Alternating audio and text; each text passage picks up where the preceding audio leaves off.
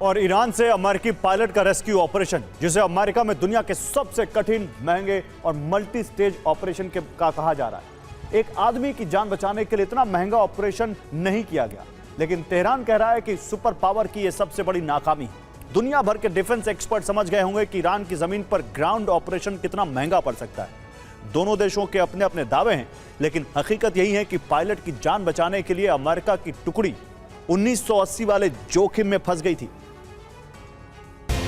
US का दावा है कि WSO को बचाने के लिए अमेरिकी विमान इस्फहान में उतरे, लेकिन विमान में तकनीकी खराबी आ गई। इस कारण से अमेरिका ने अपने 2 C-130 विमान विस्फोटकों से उड़ा दिए।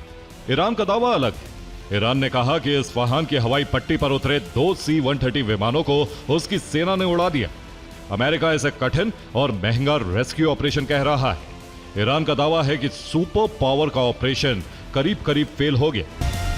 तस्नीम न्यूज का दावा है कि यूएस के 2 C-130 नष्ट कर दिए गए। 4 MH-6 Little Bird helicopter, 4 Black Hawk helicopter और 2 MQ-9 ड्रोन नष्ट करने का दावा किया है। इस तरह अमेरिका के 12 विमान एक ही ऑपरेशन में नष्ट हो गए। इनकी कुल कीमत $2.3 बिलियन यानी करीब 21,400 करोड़ रुपए।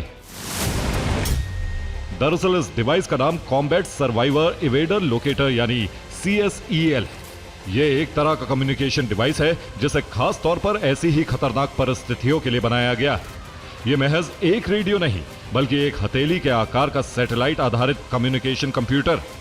इसका वजन मात्र 800 ग्राम होता है। इस डिवाइस को पायलट की सर्वाइवल वेस्ट यानी जैकेट में फिट किया जाता है, ताकि विमान से इजेक्ट होते समय यह हमेशा साथ रहे। यह खास डिवाइस 10 मीटर गहरे पानी में भी काम कर सकता है और इसकी बैटरी 21 दिनों तक चलती है।